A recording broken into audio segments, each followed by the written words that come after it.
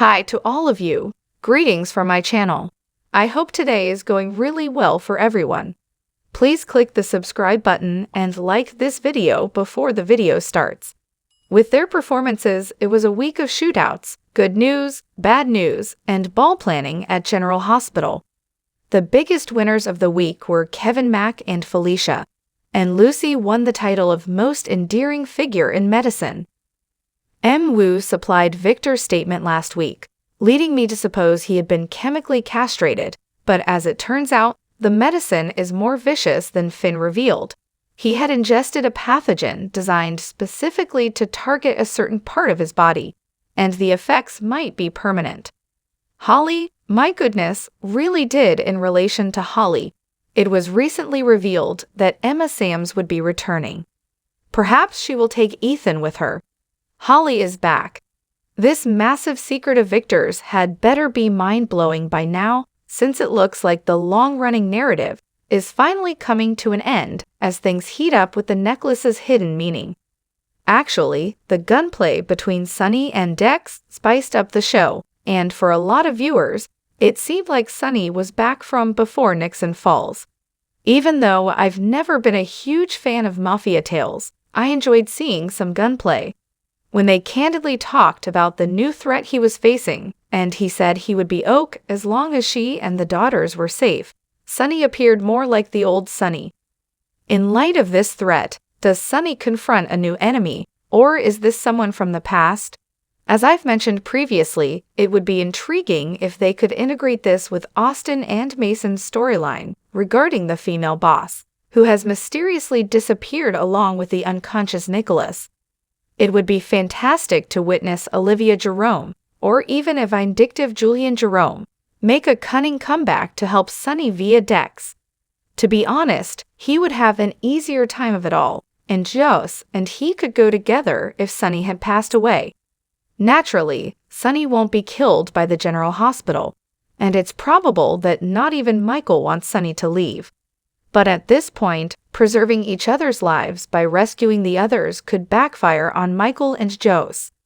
If Dex betrayed Michael and refused to leave Sunny, Joss and Michael would be distraught. That would be a nice development, especially after Cam warned Joss that becoming close to Dex would mean following the bright lifestyle she detests, despite her naive belief that Dex can walk away from everything. By Friday, she could see Dex was as enamored of Sunny as he was of her. Do you recall Cam telling you that Joe's karma would get you? After the gunfight, Nina seems to be questioning her own safety as well. She knew full well that Sunny was a gangster, but she seems to have been convinced that everything had changed when he went from being Sunny to Mike and back again. It's just dawned on her that Sunny will always remain Sunny. I laughed when she told Phyllis that the grandchildren would be in danger if she stayed with Sunny Willow. These will result from Michael's bond with his dad. Either way, Nina can see that Ava knows what Carly and Drew did. Last week, I wrote that I hoped Nina would make the correct decision and stick with it. Carly was out of trouble, and sure enough, that's exactly what she did. As Ava said, it feels like real growth. Since it will only take one slight from Carly to push Nana over the edge, I sincerely hope Nina chooses not to get in touch with the SEC. Additionally, Carly asked Nina, in a somewhat cruel manner, if she was strong enough to set aside her dislike of her for the nurse's ball.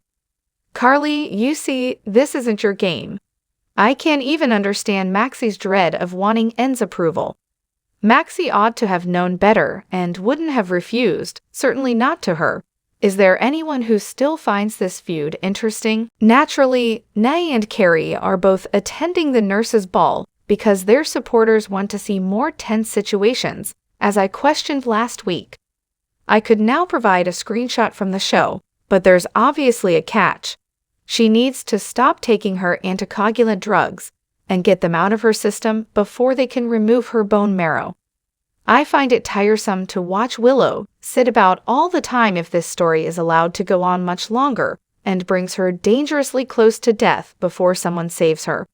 Although Cam is thrilled about his move to Stanford, his buddies are devastated, and the spectators and the PCU group will miss out on a fantastic younger actor. Dex also, to be honest, doesn't fit in with the rest of the cast.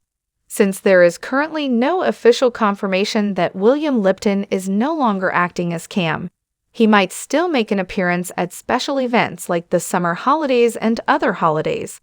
In addition, now that Cam is in California, it would be ideal for him to return to Port Charles with Emma, his new girlfriend. However, due to the actress's elderly age, this would likely require a recast, which I sincerely hope she avoids. Emma is Raysher from Brooklyn. Although Cam will be much missed, he is better off without Joe's anguish.